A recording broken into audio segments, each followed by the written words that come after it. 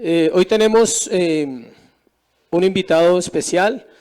Es un hombre que pues Dios ha usado en mi vida a través de la enseñanza.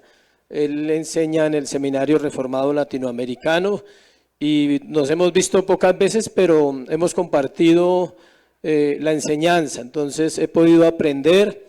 Es un hombre que conoce las Escrituras, un maestro en la palabra, y pues hace rato queríamos invitarlo, hace tiempos yo les había comentado, pero pues era hoy el día que Dios tenía para esa invitación. Entonces, pues démosle un aplauso a Dios por la vida del hermano Carlos Rocha.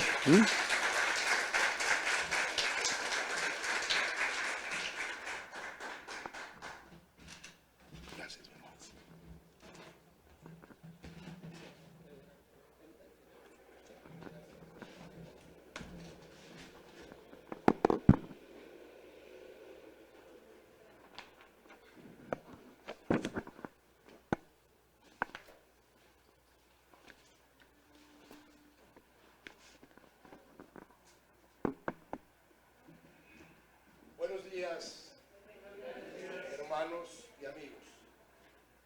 Es un gozo poder estar esta mañana con ustedes. Es un gozo ver cómo la obra redentora de nuestro Señor Jesucristo va alcanzando a aquellos que el Padre amó desde antes de la fundación del mundo y congregándolos en la iglesia. Es un gozo, hermanos, que hoy podamos compartir en el día del Señor, porque el primer día de la semana es el día del Señor. Y para mí es un privilegio poder compartir la palabra con ustedes.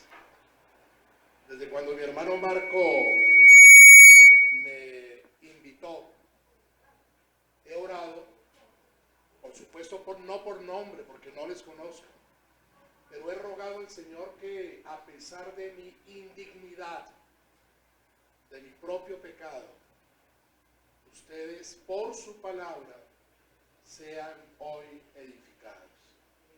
El propósito es que podamos ir a las Escrituras y que sean ellas quienes nos hablen por la palabra del Señor. Vamos a orar, hermanos. Incline su cabeza, por favor. Padre de los cielos, te alabamos, te honramos, te glorificamos. Padre, como entonábamos en la adoración, tú eres el Rey de Reyes, el Señor de Señores. Y queremos continuar, Padre, la adoración yendo a tu palabra. Y rogamos, Padre, que tu Santo Espíritu ilumine nuestro corazón, abra nuestras mentes, no por el predicador indigno, Señor, sino porque tú eres santo, santo, santo, justo, infinito, eterno, inmutable, Señor. Padre, rogamos que tu gracia sea derramada sobre nosotros hoy. Que tu Espíritu Santo, si hay en nosotros algunos que no han creído en Cristo, obre en sus corazones para salvación. Te bendecimos, te alabamos, te adoramos. En Cristo Jesús. Amén. Bien, hermanos, el título de la predicación de esta mañana es Pecadores redimidos, redimiendo pecadores. Y antes de dar comienzo, debo dar una claridad. Pecadores redimidos, redimiendo pecadores. ¿Es que acaso es posible que un pecador redimido redima a otro? Usted y yo nacimos muertos en delitos y pecados. Usted y yo, desde el momento mismo de nuestro nacimiento, no hicimos más sino ofender una y otra vez a nuestro Creador, a un Dios santo, santo, santo. Usted y yo solamente teníamos, hablo a creyentes, solamente teníamos como destino final el infierno por la eternidad. No obstante, por la gracia de Dios, fuimos redimidos. ¿Qué es redimir? El término griego que en las Escrituras se traduce como redención o como redimido, hace referencia a una persona que fue regresada a un estado que había perdido. Me explico.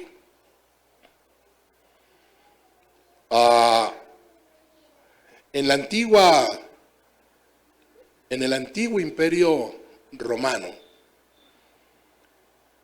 era común la esclavitud. Un hombre podía nacer siendo esclavo, había perdido la libertad desde su nacimiento. O podía, habiendo sido libre, caer en esclavitud, por ejemplo, por deudas o por un delito.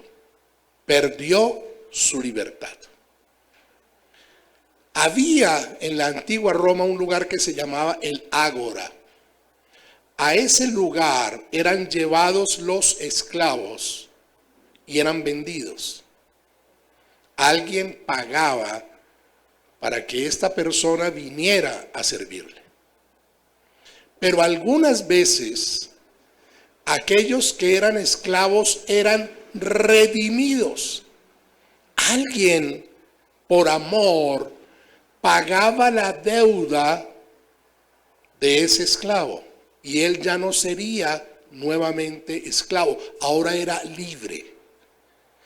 Cuando esa persona era redimida, cuando alguien pagaba por la libertad de esta persona era regresada al estado anterior en que se encontraba, al estado de libertad.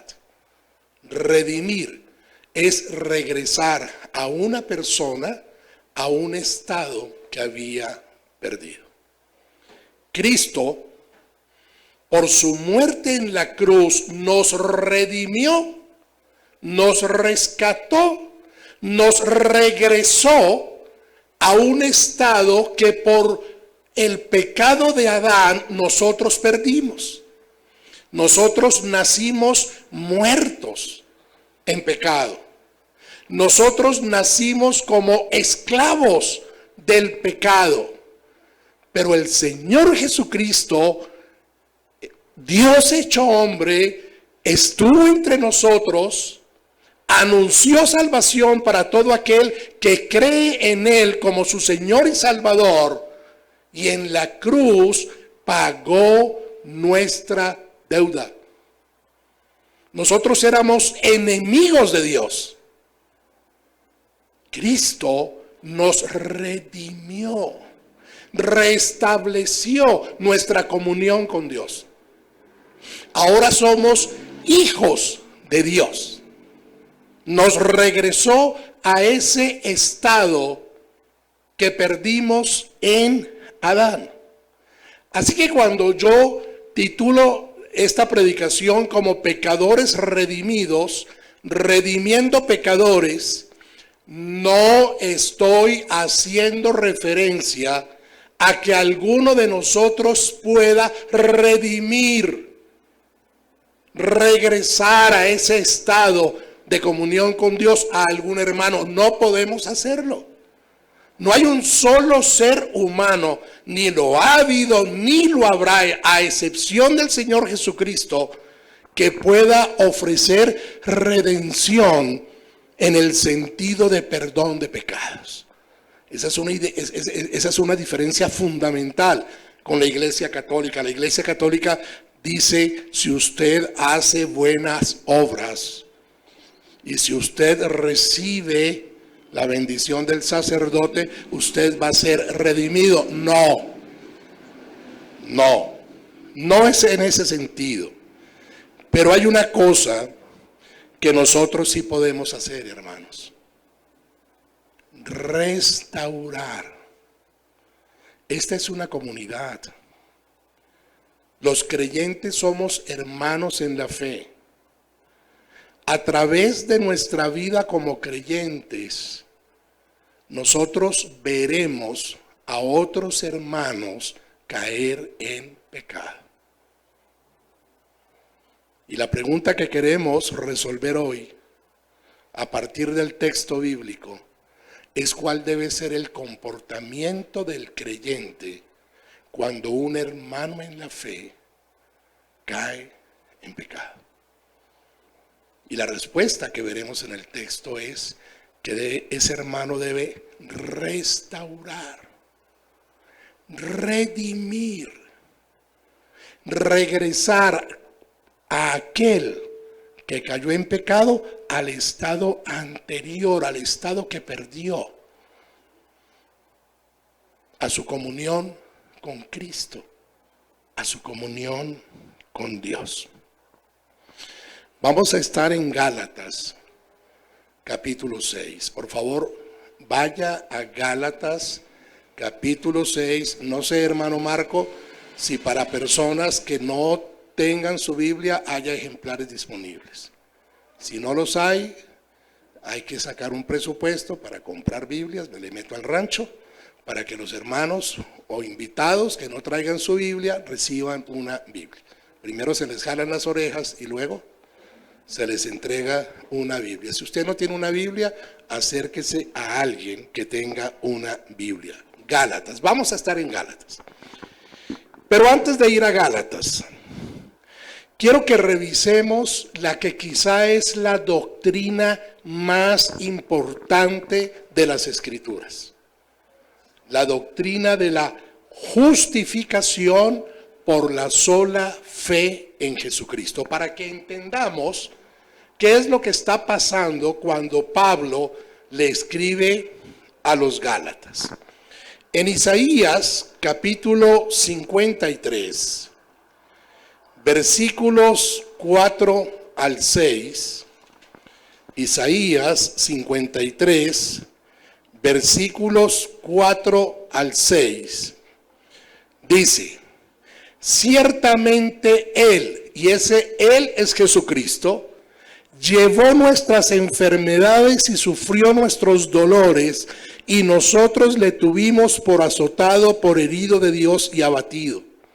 Mas Él, Cristo, herido fue, ¿por qué? Por nuestras rebeliones, por nuestros pecados. Molido por nuestros pecados, el castigo de nuestra paz fue sobre él, y por su llaga fuimos nosotros curados. Todos nosotros nos descarriamos como ovejas, cada cual se apartó por su camino, mas Jehová cargó en él el pecado de todos nosotros. Este es solo un texto de los centenares que hay en el Antiguo Testamento que enseñan que Cristo cargó sobre sí en la cruz nuestro pecado. El mismo Señor Jesucristo lo enseñó. Vaya a Juan capítulo 3, uno de los textos más mal interpretados a través de la historia. Juan capítulo 3, versículos 16 y 17. Palabras de nuestro Señor Jesucristo. Porque de tal manera amó Dios al mundo, que le ha dado a su Hijo unigénito, para que ¿qué? Todo, pero todo el que hace algo, no todos, para que todo aquel que en él cree no se pierda, mas tenga vida eterna. Nota usted cómo el texto enseña que solamente por creer en Cristo somos salvos. Solamente por creer en Cristo somos salvos. Ahí hay gracia, hermano. Dios no está pidiendo nada a cambio para que tú seas salvo. Dios solamente está diciendo: cree en mi Hijo Jesucristo. Pero tú no puedes creer. Es Dios quien da el don de la fe. La obra es de Él. Todo aquel que cree, no por esfuerzo propio, sino por la gracia de Dios. Todo aquel que cree sea salvo. Esa es la doctrina quizá la más importante de las Escrituras. La justificación por fe en Cristo, por la gracia de Dios. Hechos, capítulo 2, versículo 21. Quien está hablando aquí es Pedro. Y la carta a los Gálatas está muy relacionada con algo que hizo Pedro. Hechos, capítulo 2, versículo 21. Pedro está predicando y dice: y todo aquel que invocare el nombre del Señor será salvo. Y debo hacer una precisión. Cuando hablamos de creer en Cristo, no solamente es creer de palabra, no solamente es decir yo creo en Cristo, es vivir sujeto al señorío de Cristo. Y Pedro está diciendo: y todo aquel que invocare el nombre del Señor será salvo. Y pase al versículo 41. Así que los que recibieron su palabra fueron salvos. Y se añadieron aquel día como 3,000 personas. Ese día Dios salvó como a 3,000. ¿Hicieron algo esos 3,000 para ser salvos? No. Creyeron. Creyeron porque Dios les concedió el don de la fe. Vayamos a Gálatas, capítulo 2, versículo 16. Tratando el mismo tema, Pablo dice: sabiendo que el hombre no es justificado por las obras de la ley, sino por la fe en Jesucristo. Nosotros también hemos creído en Jesucristo para ser justificados por la fe de Cristo y no por las obras de la ley. Desde el comienzo mismo se ha enseñado que la salvación es por gracia. Dios mismo en Génesis, cuando Adán y Eva pecaron, les cubrió sin que ellos lo pidieran. Y Adán no murió, a pesar de que Dios le había dicho: el día que de este árbol comiereis, ciertamente morirás. El Señor tuvo gracia para con Adán y para con Eva. Y les permitió, aunque murieron espiritualmente, les permitió vivir físicamente muchos años más. Gracia. Y luego se evidencia que Adán y Eva tuvieron fe. La doctrina más importante. ¿Qué tiene que ver esto con nuestro texto? La gravísima ofensa que un hermano de la iglesia cometió para con la iglesia misma, para con otros hermanos en la fe y de manera especial para el grupo apostólico y para el apóstol Pablo. El mismo Pedro, que allá en Hechos de los Apóstoles está diciendo: el que invocare el nombre del Señor será salvo. El hermano Pedro, el mismo Pedro, a quien el Señor Jesús al final de su ministerio, antes de su resurrección, le dijo: pastorea mis ovejas. Ese mismo Pedro ofendió de manera muy grave a la iglesia. Pero no nos vayamos hasta Pedro. Aquí, hermanos, hoy, 13 de marzo, en esta congregación, usted se ha sentido ofendido, ha sido objeto de una ofensa por alguno de sus hermanos en la fe. Si no ha sido así, Gracias a Dios. Pero si así ha sido, perdón, si no ha sido así, gracias a Dios, pero llegará. Algún día, antes de que el Señor le llame a usted a su presencia, usted va a ser ofendido por algún hermano. O usted va a ofender. O usted va a ofender. Vayamos a Gálatas 2:11. Miren lo que escribe Pablo, inspirado por el Espíritu Santo. Pero cuando Pedro vino a Antioquía, le resistí cara a cara, lo encaré, lo enfrenté. ¿Por qué? Porque era, miren la palabra tan fuerte que usa Pablo, porque era de condenar. Porque antes que viniesen algunos de parte de Jacobo, comía con los gentiles, pero después que vinieron se retraía y se apartaba. ¿De dónde surge este problema? La salvación es por gracia, la salvación es por fe, pero había unos, como los hay hoy también, que afirmaban que además de la gracia de Dios era necesario que estos hermanos regresaran a algunas costumbres de los judíos. Eran llamados los judaizantes. Ellos decían, sí, la salvación es por gracia, sí, cree en Cristo y serás salvo, pero, ojo con ese pero debes circuncidarte o debes guardar la ley ceremonial. Es decir, salvación, Cristo más esto o aquello. Y dice Pablo que Pedro, que conocía eso, porque había sido instruido durante 3 años por el Señor Jesucristo, porque había tenido comunión con otros apóstoles, dice que Pablo comía con los gentiles. Es decir, ustedes recuerdan que los judíos no se juntaban con los gentiles. Pero Pedro mismo tuvo una visión en la que del cielo descendía un manto lleno de animales inmundos. Y el Señor le dijo, come. Y después de que comió lo mandó donde los gentiles a predicar el evangelio. Pero ahora Pedro acá se apartaba porque tenía miedo ¿de quién? De los de la circuncisión, es decir, los judaizantes.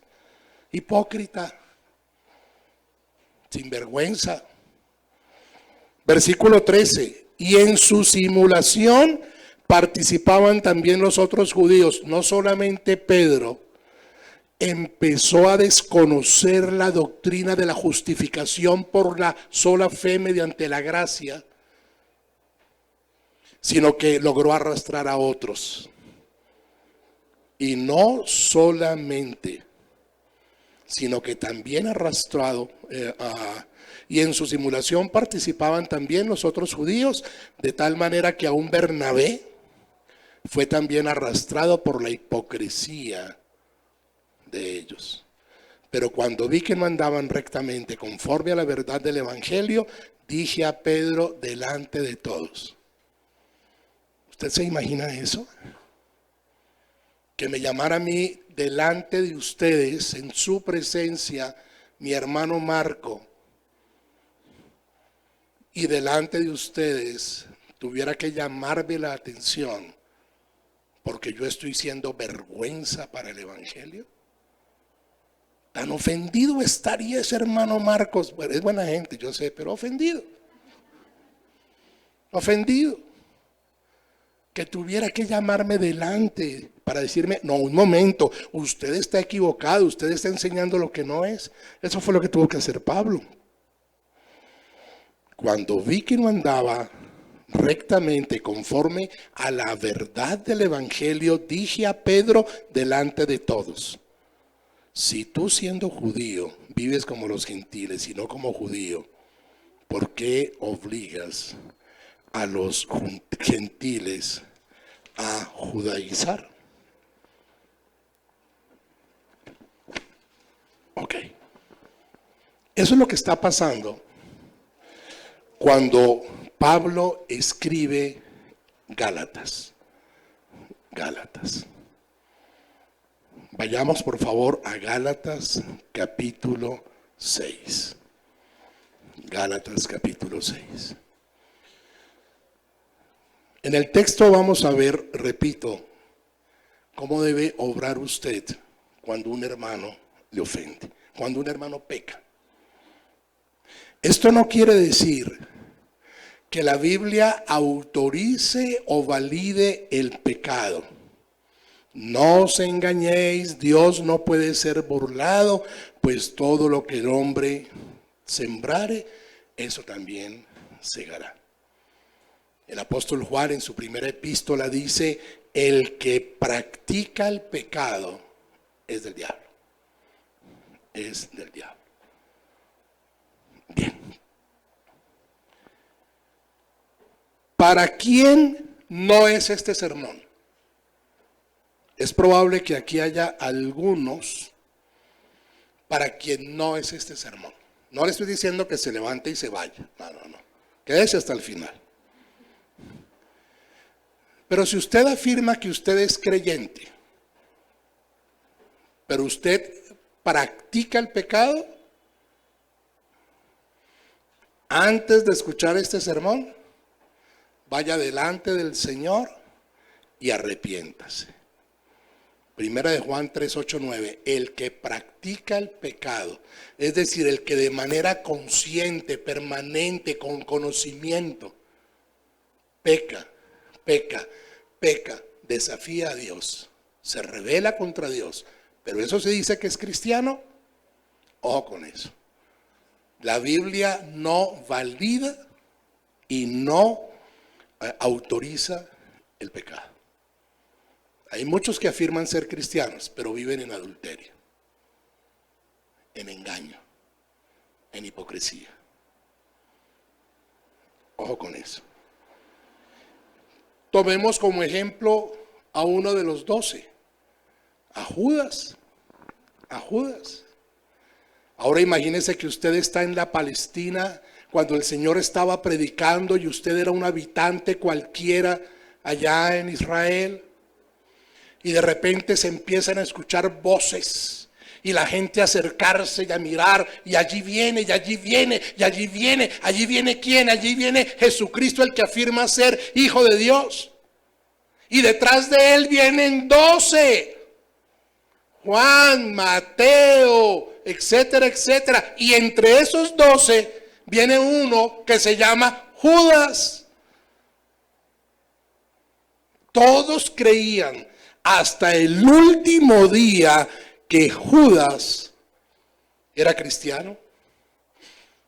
Andaba con el Señor Jesucristo, oraba con el Señor Jesucristo, comía con el Señor Jesucristo, le vio hacer sus milagros, andaba con los demás apóstoles, hermano por aquí, hermano por allí.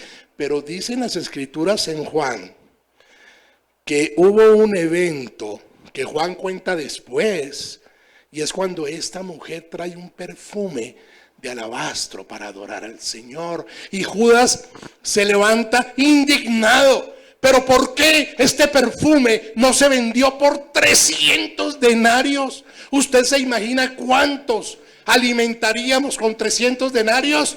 Dios mío, está loca mujer. Qué piedad, ¿no? Qué piedad la de Judas, qué sentido social el de Judas. Pero lo que Juan narra más adelante es que era un ladrón que metía la mano en la bolsa.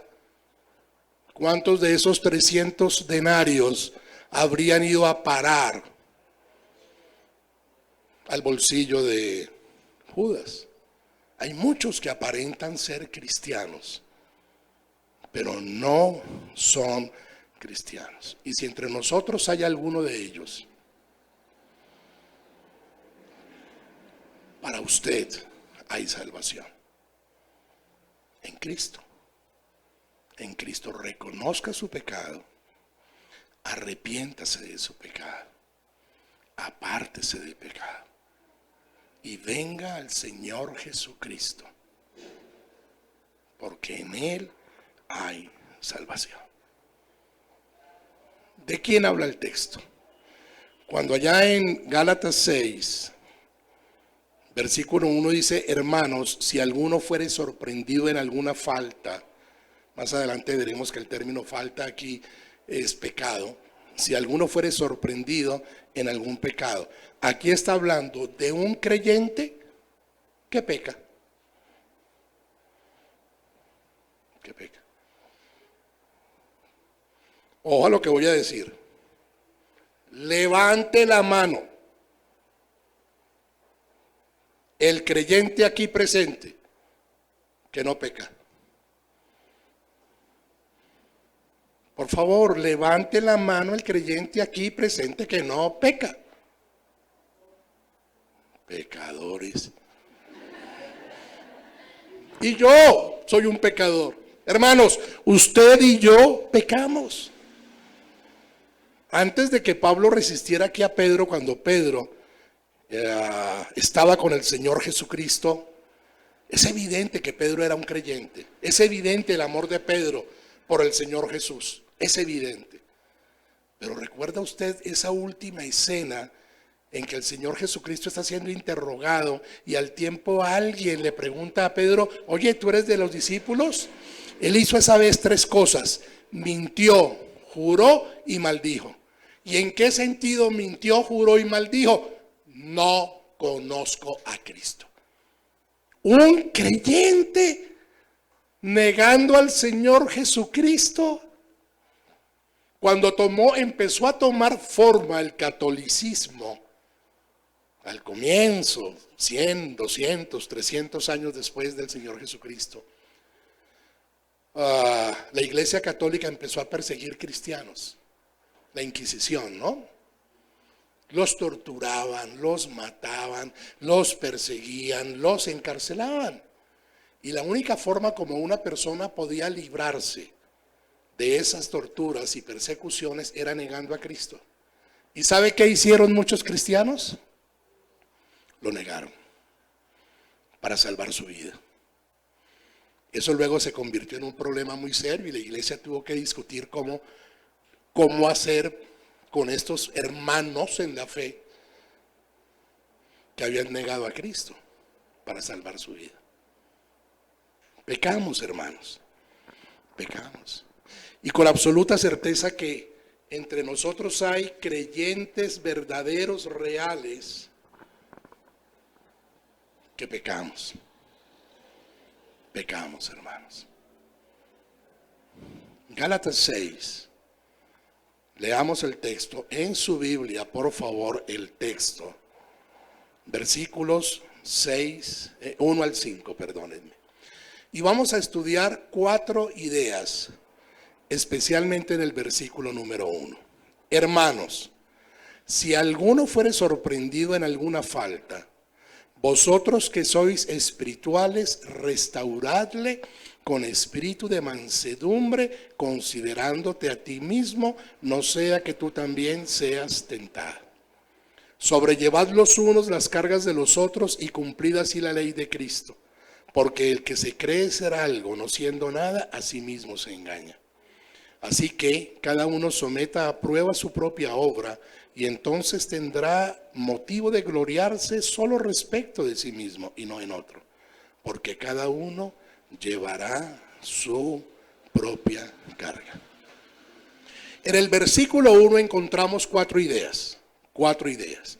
Vaya a su Biblia, por favor, lea su Biblia. Primero, los destinatarios del pasaje, hermanos. Luego, la necesidad de la restauración, si alguno fuere sorprendido en alguna falta. Luego, la aptitud, la capacidad, la aptitud para ser restaurado, para restaurar, perdón. Vosotros que sois espirituales. Y finalmente, la actitud para restaurar con espíritu de mansedumbre, considerándote a ti mismo, no sea que tú también seas tentado. Comienza el apóstol diciendo hermanos. Le está hablando a toda la iglesia, a toda la comunidad de los creyentes, a creyentes como tú y como yo. Es decir, que cuando un hermano peca, toda la iglesia debe comprometerse para restaurar a ese hermano. Claro, hay un orden. En la iglesia debe haber un orden. Textos que no vamos a tratar hoy como la disciplina eclesiástica o la consejería pastoral. Hay un orden. Pero toda la iglesia, de una o de otra manera, el que es creyente, cuando se entera de que un hermano ha pecado, debe comprometerse en restaurar a ese hermano. Pero aquí hay algo más cuando él dice hermanos. Hermanos, si alguno fuere sorprendido en alguna falta, es decir, cada uno de los miembros de la iglesia está en riesgo de caer.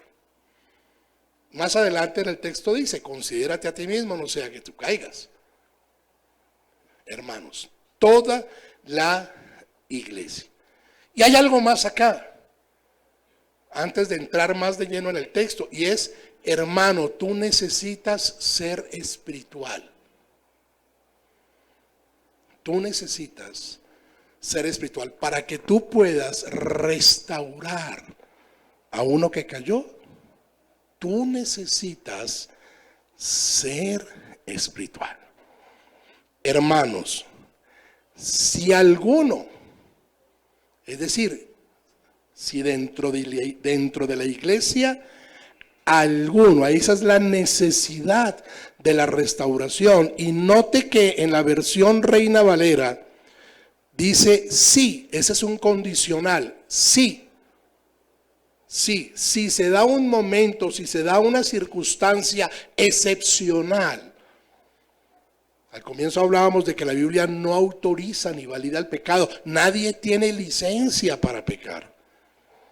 Entonces dice el apóstol, si llegara a darse, no es algo del día a día. Si llegara a darse que entre alguno de vosotros peque. Hermanos, si alguno fuere sorprendidos. Primera de Pedro, capítulo 5, versículo 8 dice, sed sobrios y velad, porque vuestro adversario, el diablo, como león rugiente, anda alrededor buscando a quien devorar. Porque es importante, sin caer en legalismos, que usted sea edificado en la reunión de damas, en la reunión de varones. Porque es importante, sin caer en legalismos, la comunión con la iglesia. ¿Por qué es importante? Porque es importante la oración permanente, orad sin cesar, la adoración, el ir a las escrituras, porque Satanás anda como león rugiente buscando a quien devorar. Y eso nos lleva a las escenas que vemos muchas veces en los documentales de National Geographic. ¿A quién ataca primero el león? Al débil, ¿no? El león acecha durante horas y parte de su acechar consiste en identificar de la manada cuál es el débil, el enfermo, el viejo. Vuestro adversario, el diablo, como león rugiente. Hermanos, si alguno fuere sorprendido. Y entonces la expresión si alguno fuere sorprendido a veces nos hace pensar como si usted y yo tuviéramos que pasar un tiempo mirando por la rendija de la puerta o detrás de las cortinas a los hermanos a ver a qué hora lo pillamos. No, eso no es lo que está diciendo el texto. El texto no le está diciendo, el texto no le está diciendo que se ha metido. Perdóneme, ¿puedo hablar así? ¿Me dan permiso de hablar así? No se ha metido. ¿Puedo hablar más fuerte? No sea chismoso.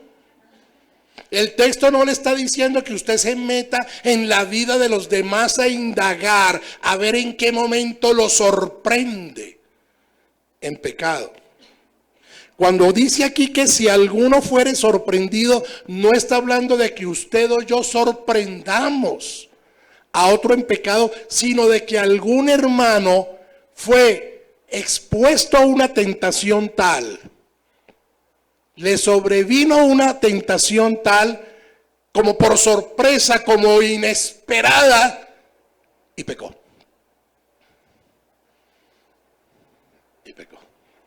Si alguno fuere sorprendido. Entonces no se trata de que usted y yo estemos buscando a quién, ¿no? Allá el hermano Marco llamando todas las noches a la esposa, hábleme de su marido, cuénteme a ver cómo van. No.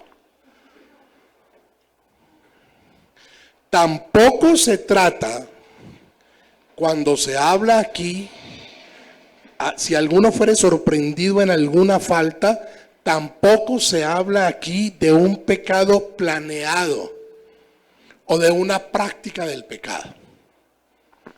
Hay pecados que nosotros planeamos, qué vergüenza decirlo, hermanos.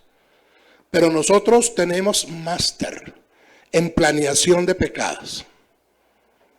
Y déjeme hacerle una advertencia, usted puede planear su pecado. Lo que no puede controlar son las consecuencias del pecado. Esas se le salen de las manos. Una persona que está planeando su pecado, voy a robar a mi hermano fulano o a mi cliente. ¿Y cómo lo voy a hacer? Voy a cobrarle el IVA, no lo voy a reportar a la DIAN, voy a alterar mi contabilidad. Eso es planeado. No es de eso que habla el texto. No se trata de un texto planeado o de una práctica. Cuando el texto dice aquí, si alguno fuere sorprendido, está hablando de un creyente que posiblemente ha descuidado su vida espiritual, de repente es asaltado por una fuerte tentación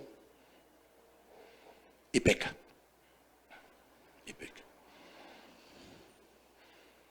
Miren, ¿por qué razón el Señor dijo, velad y orad para que no entréis en tentación? ¿Por qué el Señor dijo, escudriñad las Escrituras, porque a vosotros os parece que en ellas tenéis la vida eterna y ellas son las que dan testimonio de mí? ¿Por qué las Escrituras nos llaman a mantener comunión? Los creyentes.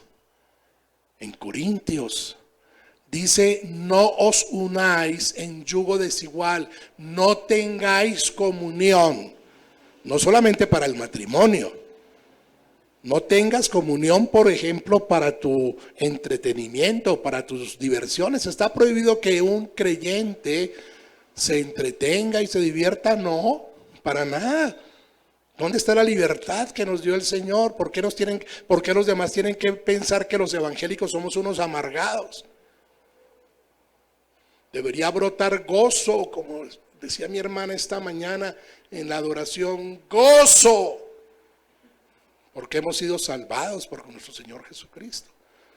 Pero la Biblia es clara, no te unas en yugo desigual. ¿Por qué tienes que en tu diversión intimar con no creyentes? Malas compañías. ¿Por qué tienes que unirte en tus negocios?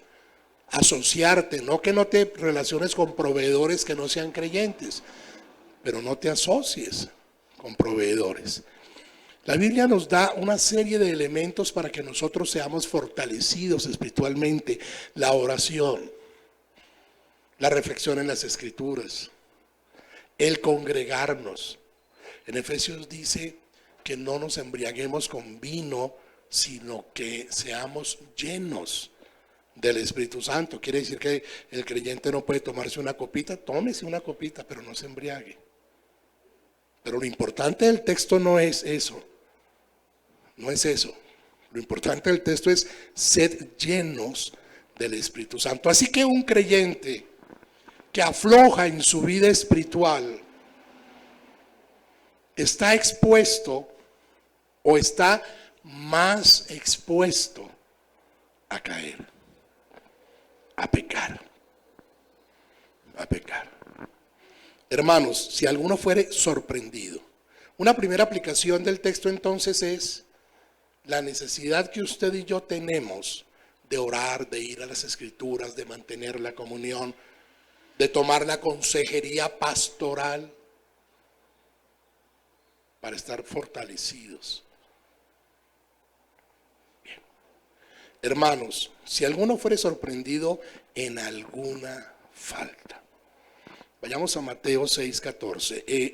En el original griego, la palabra que aquí se traduce como falta, en Mateo 6:14 el Señor dice: porque si perdonáis a los hombres sus ofensas, es la misma palabra. La que se traduce en Gálatas como falta, es la misma palabra que el Señor usa aquí y que se traduce como ofensa. Porque si perdonáis a los hombres sus ofensas, os perdonará también a vosotros vuestro Padre Celestial. Y el 15, mas si no perdonáis a los hombres sus ofensas, tampoco vuestro Padre os perdonará vuestras ofensas. Repito, en el original griego, el término que aquí se traduce como ofensas y que claramente, porque dice que Dios no perdonará nuestras ofensas, es pecado. En Gálatas, los traductores escribieron como si alguno es sorprendido por alguna falta, pero el texto en el original hace referencia a un pecado. A un pecado. Tenemos entonces la necesidad de la restauración. Es para todos. Eso nos lleva, hermanos, a la siguiente idea, y es la aptitud para restaurar. La aptitud. Y entonces ahora es momento de que tú te preguntes si tú eres apto para restaurar. Si en el caso de que algún hermano tuyo sea sorprendido en alguna falta, tú eres apto para restaurar. Dice: vosotros que sois espirituales. Es decir, que solamente aquellos que son espirituales pueden restaurar. Pero cuando el apóstol está diciendo vosotros, está involucrando a toda la iglesia. No está distinguiendo rangos, clase social, condición económica, si el hermano me cae bien o me cae mal. Se está dirigiendo a creyentes que tienen las mismas luchas y están expuestos a las mismas tentaciones. Vosotros que sois espirituales. Y surge la pregunta: ¿qué es ser espiritual? Primero hablemos de lo que no es ser espiritual. No es ser espiritual. Y dejemos que sea el mismo Señor Jesucristo quien nos enseñe lo que es no ser espiritual. ¿Me comunico? Me comunico. Lucas 18, versículos 9 al 14. No lo vamos a leer. Es la enseñanza del Señor Jesucristo sobre el fariseo y el publicano. Y usted recuerda que cuenta de ese fariseo que está allí, que se da golpes de pecho, que mira con desprecio al publicano, que hace alarde no de su santidad, sino de su religiosidad. Y el Señor Jesucristo dice El Señor Jesucristo descalifica a ese, lo descalifica. Y hablando del publicano, dice que el publicano fue justificado antes. Es decir, no es espiritual aquel que tiene confianza en sí mismo, en su propio comportamiento, pero es orgulloso y menosprecia a los demás. Puede que venga a la iglesia, puede que ore, puede que cante.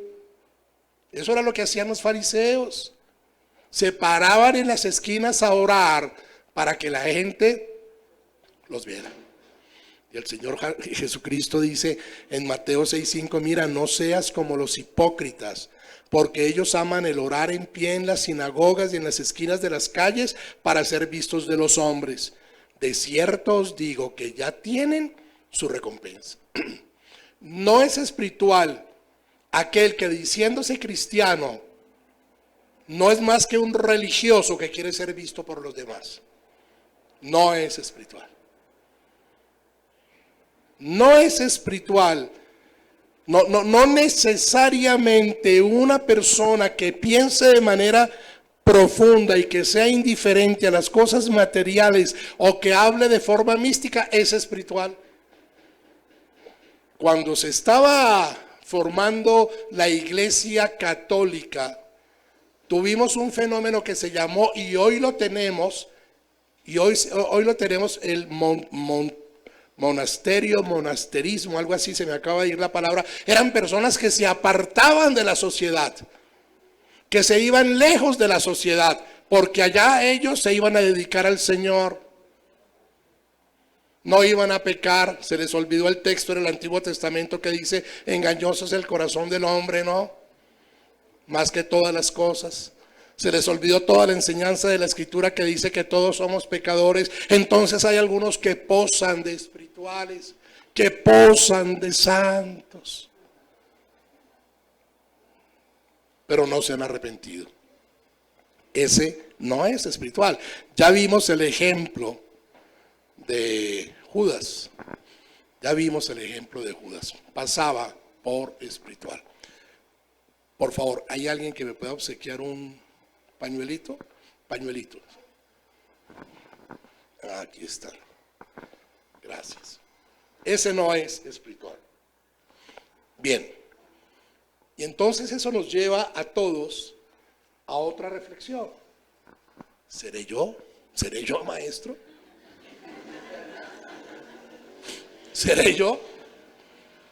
¿Acaso soy yo uno de ellos? Y no quiero con esta frase ofenderte ni escandalizarte.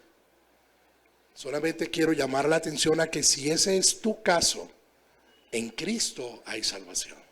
En Cristo hay salvación. Podríamos pensar que una persona es espiritual cuando se dan ciertas condiciones que solamente son por la obra del Espíritu Santo. La primera, tiene conciencia de su propio pecado. Regresemos a la parábola del fariseo y el publicano. El publicano no osaba levantar sus ojos. El publicano decía, yo no soy digno de ti. El publicano estaba dolido por sus pecados. ¿Y qué dijo el Señor Jesucristo de él? Que él bajó justificado. Somos espirituales porque el Espíritu Santo ha obrado en nosotros. Y solamente cuando el Espíritu Santo obra en nosotros, nosotros podemos tener conciencia de pecado. Y solamente cuando el Espíritu Santo nos da nueva vida en Cristo y tenemos conciencia de pecado, nosotros tenemos conciencia de la necesidad de un Salvador. Y sabemos, repito, por la obra del Espíritu Santo, que ese Salvador es ¿quién? Cristo. Cristo, no mis buenas obras, no mi dinero, no mis estudios, no mi actitud de mojigato santurrón. Se es espiritual cuando la persona de manera o más bien cuando en la persona, de manera silvestre, mediante la obra del Espíritu Santo, se da el fruto del Espíritu Santo. Miren esto, hermanos, porque a veces cometemos ahí errores. Mas el fruto del Espíritu Santo es paz, paciencia, bondad, benignidad. Paz, yo soy hombre de paz. Bondad, ahora voy a ser bondadoso. Yo voy a ser bondadoso. Hermana, siéntese. Hermana, tome para el bus. Paciencia. Los papás y las mamás sí que aprendemos paciencia, ¿no? Nuestros hijos más todavía. A ver, aclaro este punto, hermanos. Una cosa es que por la obra del Espíritu Santo en el corazón del creyente brote de manera silvestre. Usted entiende lo que es silvestre. Quienes han vivido en el campo o han tenido ocasión de estar en el campo saben que de repente ahí nació una matica que uno no entiende cómo, ¿no? Porque sí. Eso es silvestre, nadie la sembró. Ok. En el creyente es lo mismo, nadie puede colocar en ti el fruto del Espíritu Santo, pero si tú eres un creyente y estás sujeto a al señorío del Señor Jesucristo y estás orando por la obra del Espíritu Santo en ti, no de un día para otro, poco a poco eso se va dando, vendrá el fruto del Espíritu Santo. Tú serás bondadoso, no por ti mismo para que me vean, paciente. No por mí mismo para que me vean, ay, tan paciente el hermano, sino porque el Espíritu Santo, espero estar siendo claro en esta diferenciación, el Espíritu Santo en tu corazón está obrando y es evidente ese fruto. Es espiritual, hermano, aquel que vive en unión con Cristo, sujeto a su voluntad. Aquel que busca la voluntad del Padre, aquel que se ocupa en las cosas del Señor. Y debo hacer otra claridad, que es un problema que a veces, es un error que a veces cometemos en las iglesias, hermanos. Y es que creemos que somos espirituales porque vivimos metidos en activismo.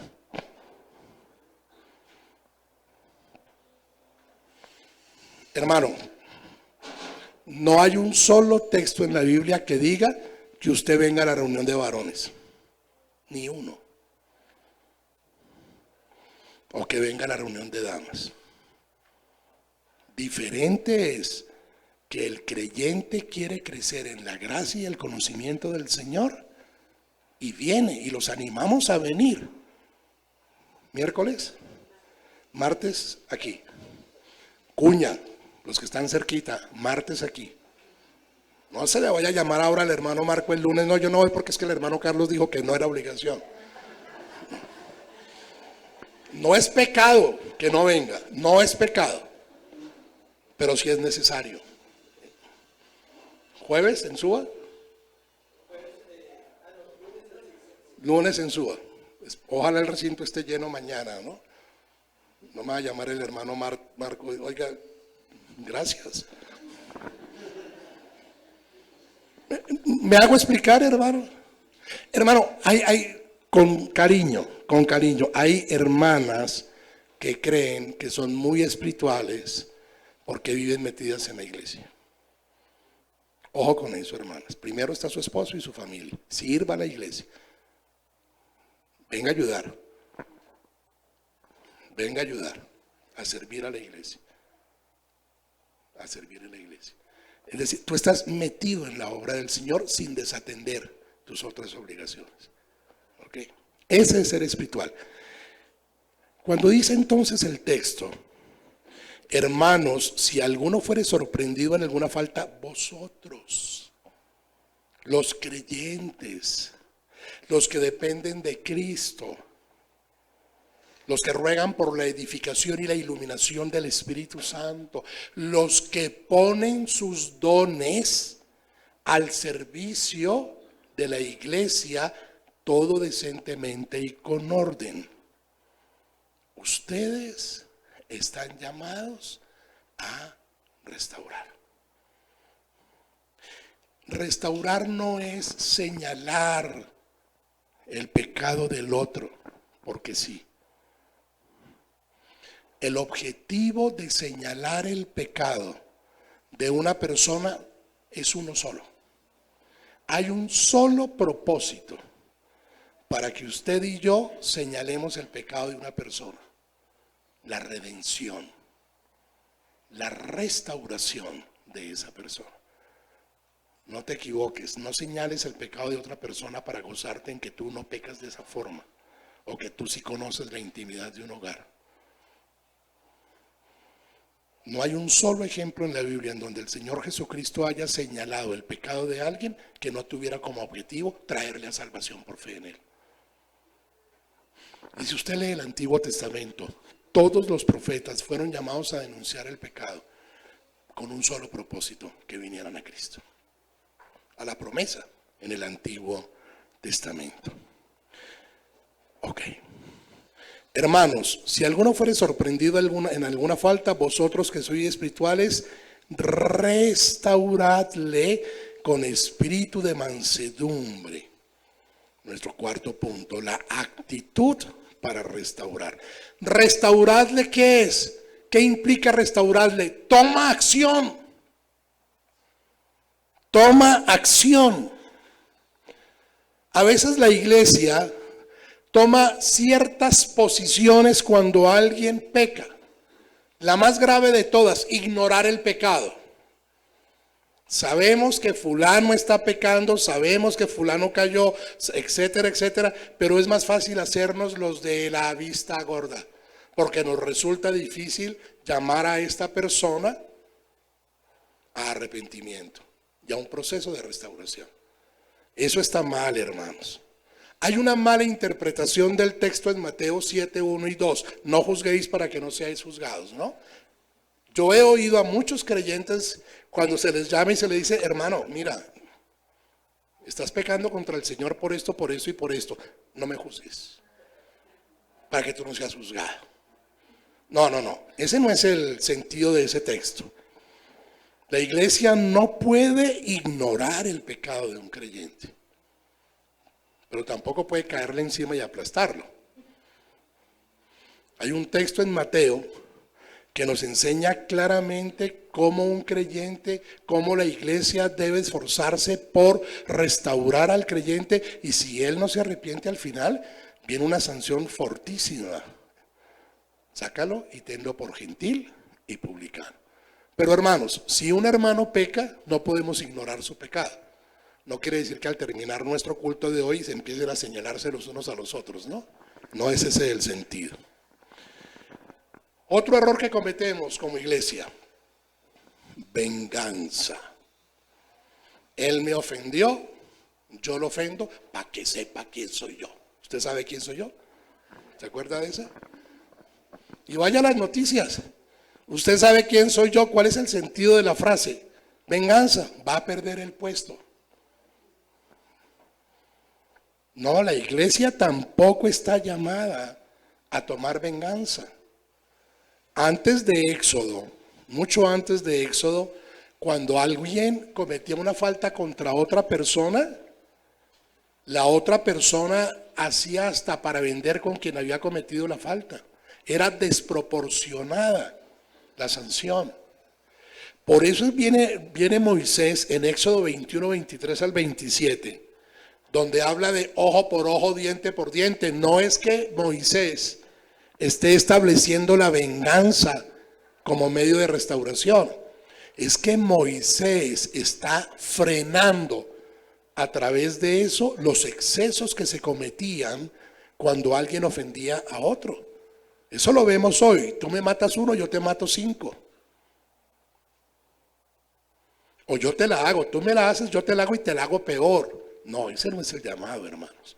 La iglesia no puede ser una iglesia vengativa, no importa qué tan doloroso sea el pecado y el daño y la ofensa que la persona haya cometido. Y Hay otra postura que es caerle al pecador con toda. Cuando ignoramos el pecado, hablamos de la gracia. No, es que es la gracia. Un extremo. Pero de repente nos pasamos al otro extremo, al legalismo. Condenamos al pecador y le caemos encima y le hacemos el feo y está en boca de todo el mundo y lo miramos rayado para que sepa que pecó. No, eso no es lo que enseña la Biblia, hermanos. El Señor Jesucristo, vayamos a Mateo, capítulo 5, versículos 38 al 44. Mateo 5, 38 al 44. Oísteis que fue dicho, ojo por ojo y diente por diente. Pero yo os digo, no resistáis al que es malo. Antes a cualquiera que te hiera en la mejilla derecha, vuélvele también la otra. Y al que quiera ponerte a pleito y quitarte la túnica, déjale también la capa. Y a cualquiera que te obligue a llevar una carga por una milla, ve con él 2. Al que te pide, dale, y al que quiera tomar de ti prestado, no se lo rehuses. Saltemos al 44. Pero yo os digo, amad a vuestros enemigos, bendecid a los que os maldicen, haced bien a todos los que os aborrecen y orad por los que os ultrajan. ¿Nota usted cómo el Señor Jesús cambió la cosa? De ojo por ojo, venganza, proporcional a no te vengues. Lo que dice Pablo acá en Gálatas es restáurale. Restaurar quiere decir volver a la persona al mismo estado en que se encontraba. Volverlo. Un ejemplo de restaurar es cuando alguien se fractura un hueso. De pronto una fractura abierta que llaman. ¿Qué es lo que hace el médico? El médico coloca el hueso en su lugar. ¿Va a quedar una cicatriz? Sí, va a quedar una cicatriz. Por supuesto. Pero si el médico no restaura ese hueso, ¿cómo se va a sentir todo el cuerpo? Terrible. El dolor lo puede paralizar. Ese es el concepto. Cuando hay alguien en la iglesia que cayó en pecado, el propósito es que con gracia y con amor le llevemos a la misma condición espiritual en que esa persona estaba antes de aflojar, si es que aflojó, por su pecado. Animar al hermano, orar por y con ese hermano, ir a las escrituras, dar consejería. Repito lo que dije hace un rato, no todos restauramos de la misma manera. Hay ciertos dones y roles dentro de la iglesia. La consejería debe hacerle a una persona madura en el Señor, el pastor o los ancianos de la iglesia. Es una acción de amor, comprometida y hasta el final hacia el caído, para que reconozca sus pecados, lleve sus ojos a Cristo, retorne a su condición espiritual y mediante el uso de los medios de gracia pueda mantenerse alerta y apartarse de su pecado. ¿Cómo? Con espíritu de mansedumbre. Por 2 razones. Primero, porque el hermano está caído y necesita ser restaurado. Segundo, porque como dice más adelante el texto, nosotros también corremos el riesgo de caer.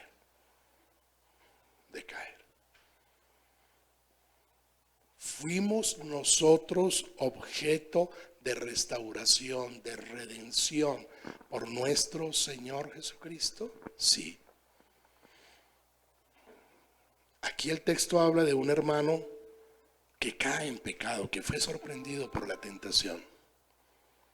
Pero en nuestro propio caso, nosotros fuimos rescatados por el Señor Jesucristo cuando éramos sus enemigos. Pecábamos deliberadamente contra Él. Nos complacíamos en el pecado. No solamente pecábamos nosotros, sino que nos gustaba reunirnos y pecar con otros. El Señor Jesús descendió de lo más alto y sublime de los cielos para hacerse hombre y sufrir los horrores de la muerte en la cruz, para restaurar tu condición y la mía, para redimirnos de pecado. Nunca nosotros llegaremos a sufrir y a dar tanto para redimir a un hermano en la fe.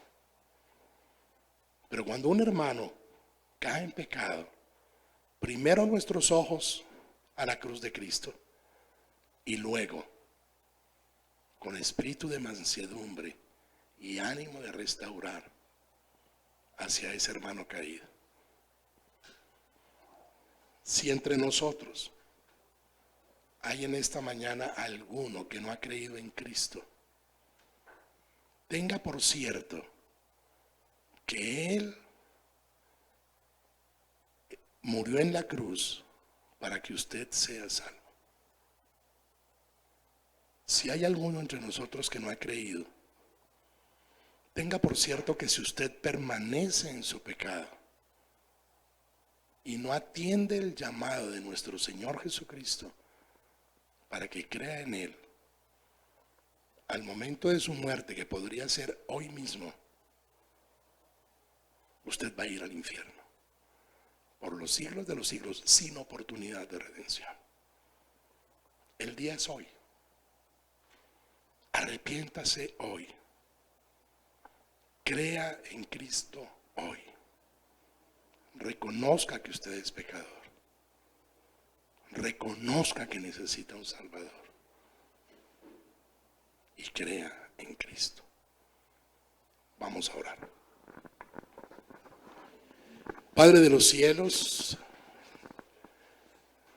reconocemos delante de ti nuestra condición de pecado.